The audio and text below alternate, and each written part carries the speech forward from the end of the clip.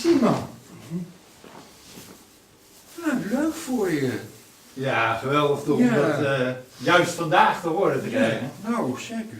Je weet toch wel wat dat betekent? Mhm. En zo'n gesprek, dat is een formaliteit, hè? Op het moment dat een formateur je uitnodigt voor een gesprek, dan is het al besloten. Het is dus al besloten. Joh. Buza. Voor Buza. Ja. Ja, wie anders op Buza natuurlijk. Ja. Maar uitgerekend vandaag, dat ik het te horen krijg. Ja. Maar ik moet nu echt gaan. Omdat ik jarig ben, bedoel ik. Ja, ik hoor je. Oh, had ik je al gefeliciteerd. Nog even dit. Het was niet mijn idee en dus sorry, hè. Strakjes. Sorry.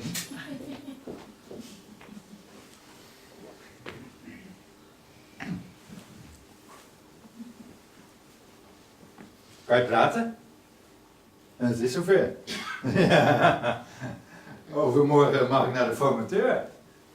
En jij en ik, Jenny, wij rijden vanavond nog naar Antwerpen of Brugge of Gent. Verzin maar een of andere sportklus. Ik neem je decadent uit eten. En we overnachten niet onder de €1000. Heb je tijd om je te kleden? Iets geils. Nou, ik ga uit van Buza. Buitenlandse zaken. Ja. Ja, ik ben geen partijideoloog. Ik ben geen vaandeldrager. Ik ben een persoonlijkheid. Ja, dat weten ze. Ze moeten me de ruimte geven. Dat weten ze. Dus, buitenland. Heel veel buitenland. Eindelijk kan ik mezelf eens laten zien, hè. Vrijheid.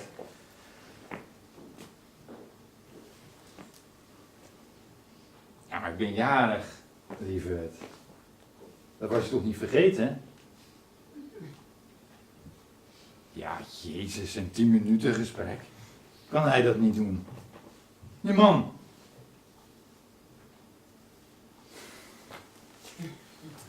Nee, Jenny.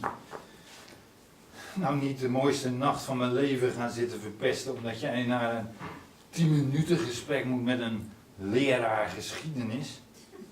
Mentor, ook goed. Al die kinderen doen toch rare dingen op die leeftijd. Heb jij nooit gespijbeld dan? Stoot in de les. Stoot in de les. Hoe weet zo'n docent dat nou? Heeft ze urinemonsters genomen bij je zoon? Ze kletsen toch ook maar wat, hè, tegenwoordig. Ja. Ja. Ja, tuurlijk. Ja. Ja, oké. Ja. Dag, lieverd. Dag. Oh, een fijn 10 minuten gesprek dan, hè? Dag.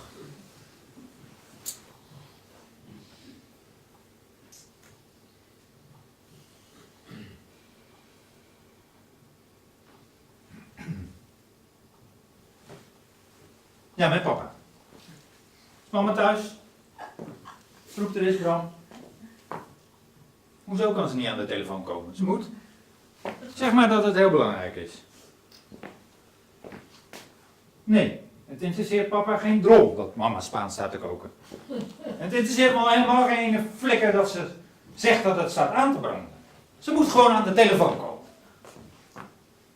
Ja, nu Bram. Ja, nu. Zeg dat ze aan de telefoon moet komen. Connie, kom aan de telefoon. Connie, kom onmiddellijk aan de telefoon. Connie! Godzakken.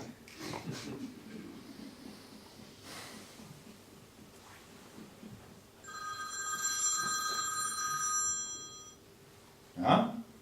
Tom? Of ik er klaar voor ben? Waarvoor? Nee.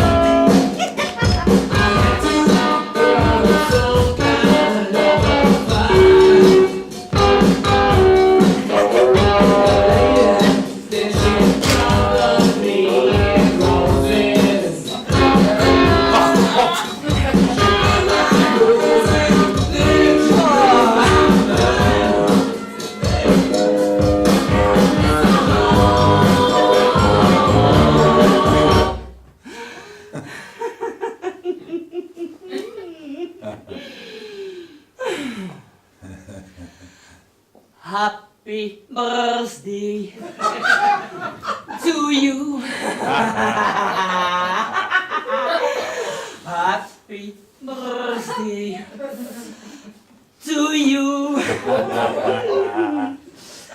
Happy birthday, Mr. Boeza.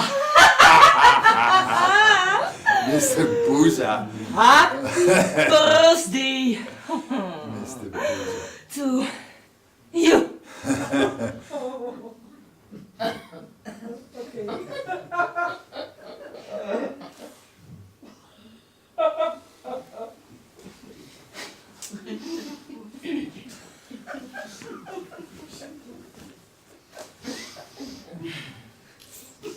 Dat is een keizersnee. Je hebt onder het litteken van een keizersnee.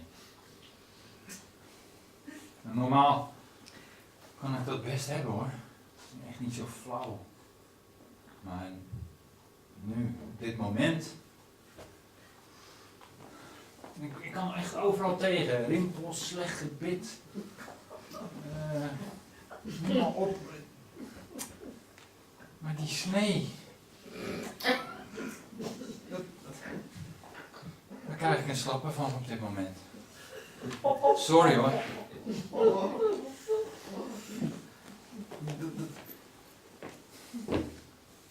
Dat litteken, dat raakt een snaar. Begrijp je? Ik heb dat alleen maar op de buik van mijn eigen vrouw gezien. Begrijp je? Nooit op een ander lichaam. En zeker niet als ik van plan was... ik heb wel eens een enorme jaap ontdekt bij een vrouw die een knieschijf miste. Dat vond ik nog wel wat hebben ook. Maar dat teken, die snee, dat is mijn verhaal. 32 uur was Connie al bezig. 32 uur. Wat een superteam zijn jullie, zei de vroedvrouw. Maar Laura, die wilde niet komen. Mijn oudste dochter Laura, die kwam niet. En Connie had pijn. Heel veel pijn. Maar geen kindje. Geen kindje. 8 centimeter ontsluiting. Geen kindje. Bij 36 uur sprak ze niet meer. Connie. Wel mijn hand vasthouden, ik mocht ook niet weg of zo, niet eens naar de wc. Maar ze sprak niet meer. Ze wilde niet meer. Ik dacht, dit gaat fout. Dit wordt niet de geboorte van mijn eerste kind, maar de dood van mijn vrouw. Ik wist niet meer wat ik moest doen. Toen zei de vroedvrouw, ze kan niet meer, we gaan naar het ziekenhuis. En ze belt een ambulance, zo hoor ik. En ik dacht, alles is verloren. Ik kon niet eens aan het vertrekken. En toen ambulance, ziekenhuis, het ging allemaal heel snel. Ik weet het allemaal niet meer. En ik krijg een infuus in de hand. En ik kan alleen maar denken, God, laat haar niet doodgaan. Alsjeblieft, laat Connie niet doodgaan. Als u haar niet laat doodgaan, dan zal ik voortaan alles in mijn leven verdragen. We maken wel een nieuw kindje. Heel veel verdriet natuurlijk. Maar laat Connie niet doodgaan. En opeens zegt ze weer wat. En ze kijkt me aan en zegt, we gaan persen.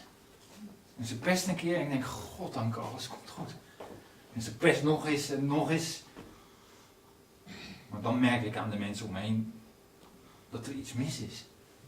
Het tikken van Laura's hartje is veranderd. Heel veel trager, veel trager. En dan hol ik ineens door een gang met allemaal rennende mensen om me heen. En niemand roept keizersnee, en niemand navelstreng. En iemand brengt me naar de operatiekamer waar Connie ligt. Weg. Totale narcose. Iemand geeft me een fototoestel en zegt dat ik veel foto's moet maken. Heel veel foto's maken. En dat doe ik. Ik knip en ik knip en ik knip. En later hoorde ik dat dat echt nodig was. Om Connie ervan te overtuigen dat het kind in haar armen echt haar kind is. Dat wist ik niet. Dat wist ik niet. Als ze 10 minuten later waren geweest, dan had ze zich opgehangen. Ze was bezig geboren te worden, terwijl ze zich met elke perswee verder ophing aan haar eigen navelstreng. Die zat om haar nek. Die navelstreng. Maar ze werd geboren. Wat een superteam. Wat een superteam. Wat een superteam. Waarom is alles alleen maar minder geworden? Waarom?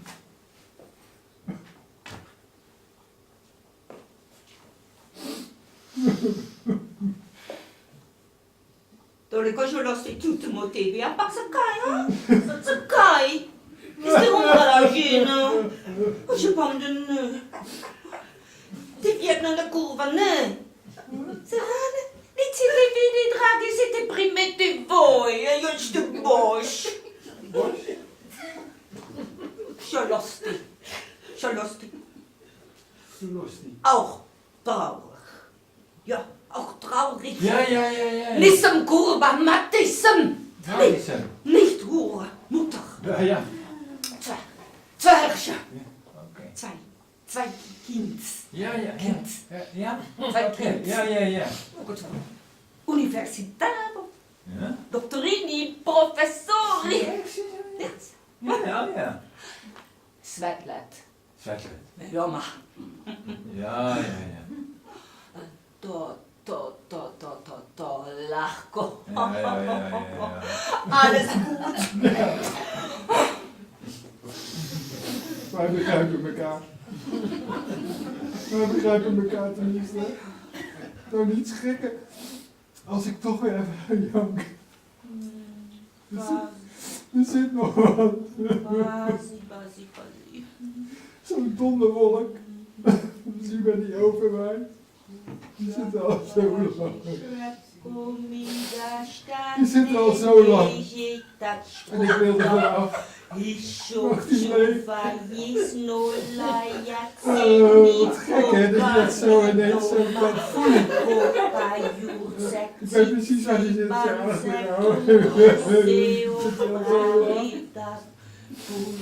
Ik wil me vanaf. Ik wil er vanaf.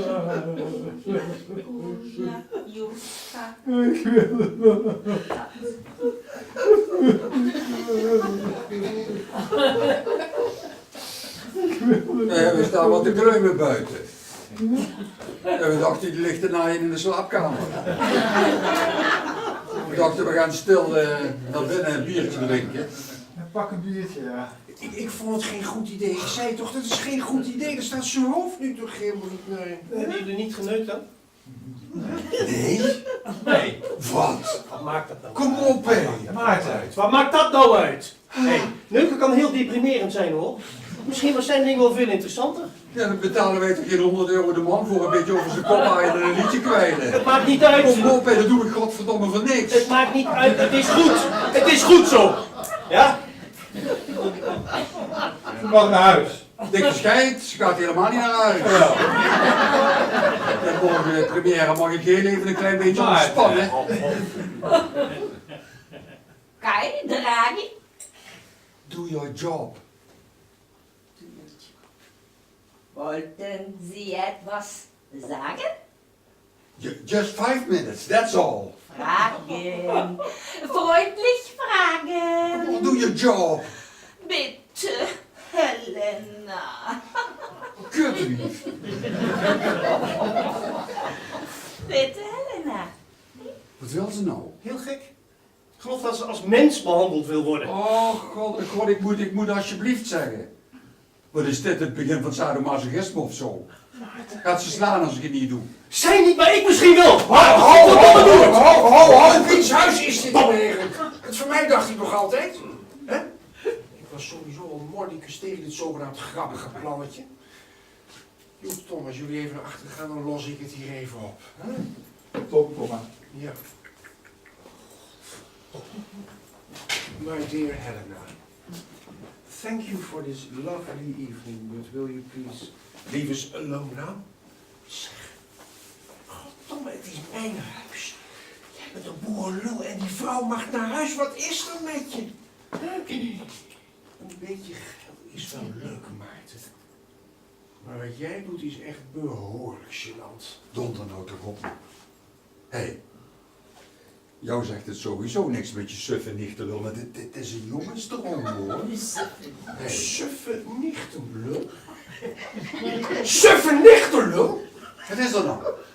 Wat is er nou ineens? Ja, dat zou er zijn. Dat ik je suffe nichtelul noemde. Maar man, daar zit ik toch helemaal niet mee. Denk je dat ik meer dan 30 jaar met jou bevriend ben om daar een punt van te maken? Donder nou toch op, man. Hé, en laat me even dadelijk dollen, hè. Ik heb morgen première.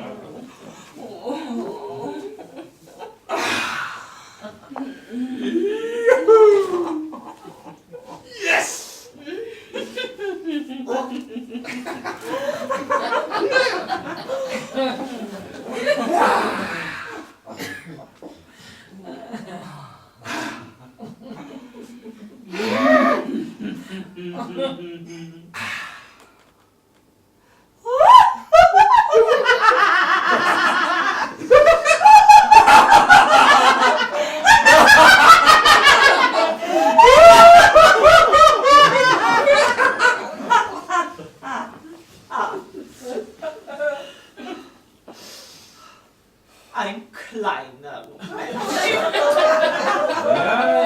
Ja.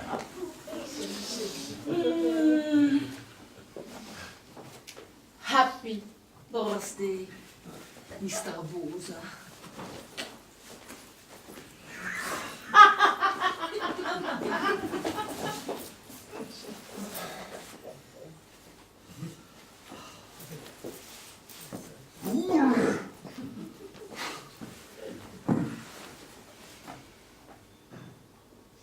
Zo'n koekeloeris, hoor. Ja. Toi. En jullie hoeven morgen echt niet te komen. Blijf alsjeblieft weg. Zeg, heeft mijn dochter nou een jurk aan? Jullie hoeven echt niet te komen. Connie komt, dus voor jou sowieso niet te doen. Connie op rij 1, jij op rij 4. Heeft mijn dochter nou een jurk aan? Kom jij lekker op een andere dag? Hè? Je bent toch niet zo gek op premières, weet ik sinds kort. Heeft mijn dochter nou een jurk aan? Niemand! Niemand gaat mij vertellen hoe ik een stuk doe. Geen bestuur, geen directie, geen subsidiant, geen recensent, niemand. Ik ga voor niemand door de knieën. En dus?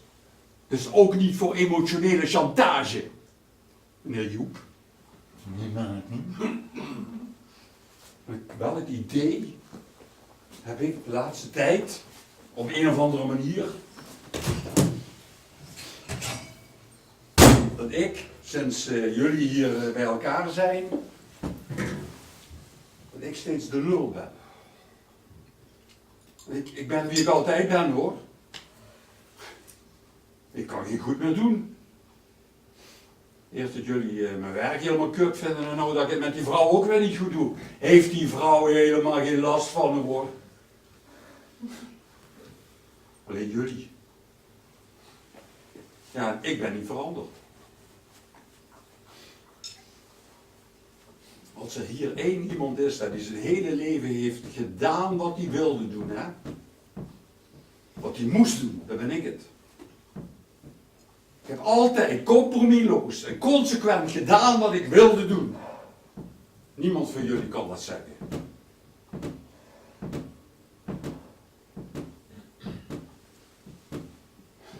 Moet je nou eens kijken. Het is van hieruit een behoorlijk walgelijk gezicht, jullie.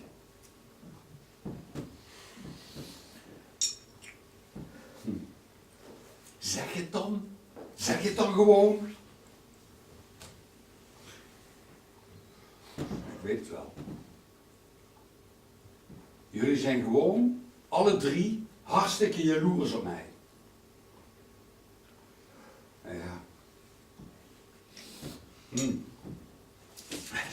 Allemaal een biertje nog dan maar. Het is op, Maarten, het is op. Ja? Oh. Oh. Nou, ik kan een struitje om.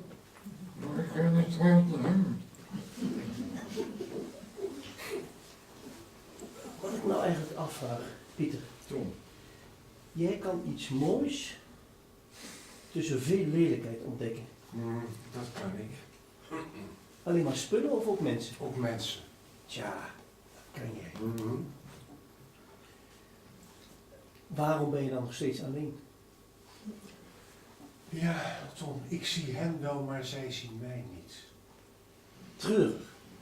Ach Tom, ik zeg altijd maar ruk de dag.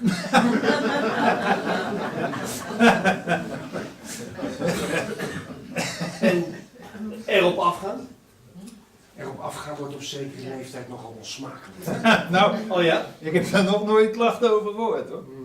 Dus als een man van rond de 50, zal maar zeggen, een andere leuke man van rond de 50 tegenkomt, dan kan hij daar niet op afstappen, want dan wordt het onsmakelijk?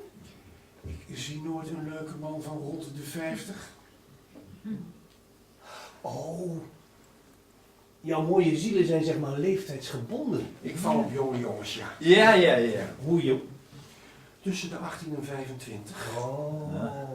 En dat is dan niet eens in de eerste plaats lichamelijk hoor. Nee. Nou, ik kan met zo'n kippetje van onder de 30 nog geen 3 zinnen wisselen hoor. Dat denk je van boven de 30 wel.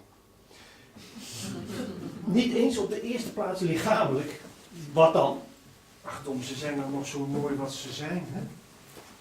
Ambitieus, egocentrisch, megalomaan, zo zelf vol vertrouwen dat het allemaal wel gaat lukken, dat alles wel goed komt. Maar ben je ook zo? Ja. Nou ja, morgen zullen we het weten hè. Wat? Ja, of het goed gekomen is, of het gelukt is. Ga je met Connie praten?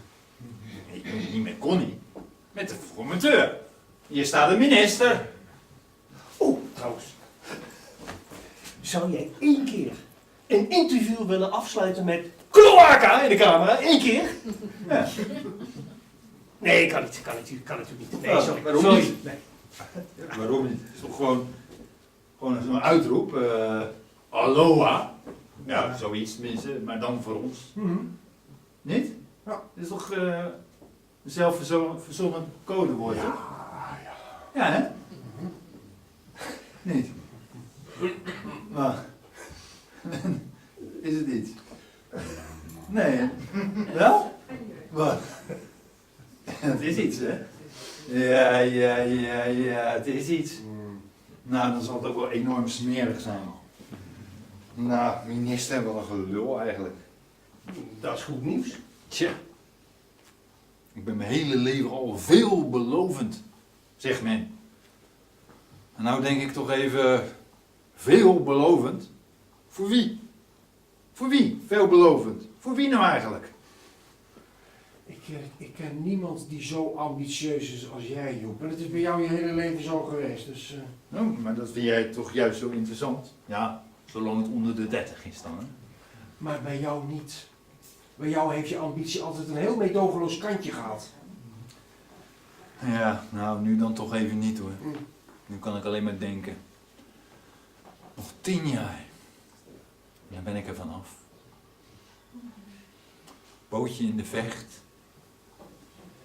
Boerderijtje in Frankrijk.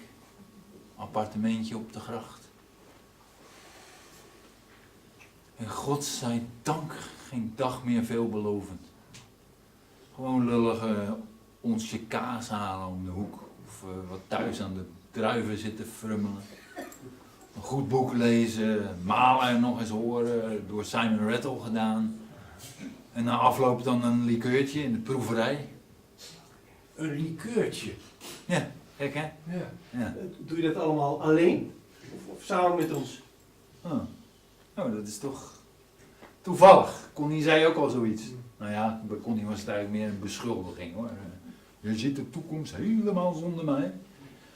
Blijkbaar kunnen mensen zich maar moeilijk voorstellen dat ze ook maar iets voor mij betekenen. Nou, daar loop je ook niet echt mee te koop, Joep.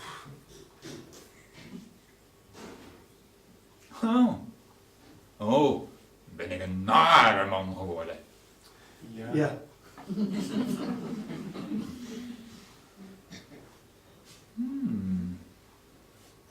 Ja. Maar Maarten is toch nog een veel grotere klootzak dan ik, hè? Nee! Oh, nee! Dat zachte, hè? Jullie waren altijd die zachtere van ons. Huh? Lekker soft. Maar of dat nou zoveel beter is, hè? Nee. Ja. Jij bent er knettergek van geworden? Ja. Jij bent nog steeds alleen. Oh. Zei ik dat echt? Oh. Gare man. Gaat het nog lukken met die van Goppelston? Droom van luxueuze funfur in elegante polvoslook. Geef eens normaal antwoord. Hou eens op met die flauwekul. Pling! Zwierig silhouet met royale werkkraag en brede mouwomslagen. Met steekzakken en hoogvertekte rugsplit. Pling! Je moet eens ophouden met dat patiëntenbaantje van je. Is helemaal niet goed voor je. Wat is dan wel goed voor me? Ja. Trouwens, die baas van jou, hè? Vermeulen. Mhm. Dat is een rat. Die vangt een tonnetje per jaar. Staat bekend als een nepotist. Is incompetent. En aan de drank. Dus gereden kans dat ik wat in de handen krijg waar we wat mee kunnen, hè? Kijk, dat heb ik dus wel allemaal voor jou laten uitzoeken, hè? Zo naar ben ik dan toch ook weer niet. Kijk, als die Vermeulen, hè, als die bevestigt dat de gemeente jou die van Goppels heeft geschonken, dan is de kans groot, of groter, dat je ze mag houden. Maar dat gaat die Vermeulen natuurlijk nooit toegeven. Ha! Ik heb die Vermeulen al lang in mijn la liggen, de duimschroeven voor die man.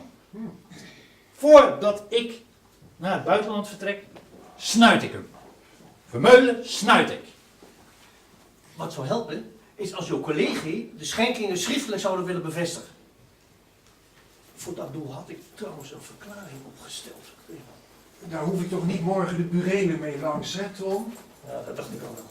Nee, nou ja, daar heb ik het volgende op gevonden. Jij geef me de adreslijst van je collega en dan stuur ik die verklaring wel aan zo. Heel goed, Tom. Trouwens, kunnen we die Van Goppels niet eens een keertje zien? Nou, in mijn oude huis zingen ze gewoon op aan de muur. Ja, er stonden er nog een paar op de grond. Echt waar? Zeker nooit goed naar gekeken, hoor. Nee, jij hebt nog nooit ergens goed naar gekeken. Alles zit nu in een kluis. Ja, alle 8. Alle 4. 8 toch? 8, ja. Maar je zei 4, hè? 4. Ja, oorspronkelijk waren het er 8. Oorspronkelijk. Je zit ons nou toch niet te fucken, hè? Ik heb er inmiddels 4 moeten doorverkopen. Ja, jullie denken toch niet dat ik hier kan wonen van mijn ambtenarensalarisje, hè? En ik moest wel groter gaan wonen, omdat ik in die pijpenlaan me van Goppels helemaal niet meer kwijt kon. Toen ze zo in waarde gingen toenemen, kon ik ze niet meer op de grond laten staan. Dat is echt heel slecht voor een schilderij. Dus alles moest hangen. Dus ik moest een groter appartement. En om een groter appartement te kopen, moest ik er 2 verkopen. Maar goed, ik kwam een verzamelaar tegen, een Australische privécollectioneur. Enfin, 2 verkocht. En toen in een visueuze cirkel gekomen van enerzijds wel hangruimte, anderzijds nog maar 6 van Goppels, die ondertussen maar in waarde bleven stijgen. En op een gegeven moment kwam bij mij toch ook het bodem van het putje weer in zicht, want je wil niet weten wat die verzekering inmiddels wel niet wil aan een beveiliging. Dus inmiddels nog 2 moeten verkopen, helaas. Met pijn in mijn hart, hè? Met pijn in mijn hart. Ja. Nou, je slaat nu wel heel snel een paar zeer onverwachte hoeken om, hoor, Piet. allemaal noodgedwongen handelingen, hè? Omdat ze maar in waarde bleven stijgen. Dat Ja, had ik ja, niet ja. voorzien. Nee, dat had jij niet voorzien. Nee, ik ben geen handelaar. Dat zal nog een hele klus worden om dat te weerleggen. Die resterende 4, die zitten wel in een kluis? Ja. Ja, dat toch nog wel. Hé jongens, ik heb inderdaad even lopen denken. Maarten! En ik dacht bij mijn eigen, het is ook allemaal te lang geleden tussen ons, hè. Dingen zijn niet meer vanzelfsprekend. En ik dacht bij mijn eigen, wordt het niet eens tijd dat ik het ze vertel? Ja, ik heb een probleem. Hij heeft een probleem. In de broek. In de broek! Ja, jullie misschien ook wel eens een paar dagen, maar ik al een paar jaar. En straks met je hoer had ik heel even het gevoel van een soort beginnende staat van zijn door de duidelijkheid van die vrouw. Die vrouw wil geld, ze krijgt geld en dan mag het. Dat het dan mag. Dat het dan gewoon ongecompliceerd mag. Ga je nou sentimenteel lopen doen over een slappe lul? Daar zitten we helemaal niet op te wachten, Maarten. En Piet, Ja. stel dat het niet lukt. En je moet ze allemaal weer teruggeven aan de gemeente. Wat dan? Achterwaartse beweging. Eindigend in een val in de afgrond. Die 4 van Goppels proberen terug te kopen. Dus mijn appartement verkopen, maar ook een aanvullende lening. Want ik kan de meerwaarde niet overbruggen natuurlijk. Impotent. Ja. Dat weten we nou wel, Maarten.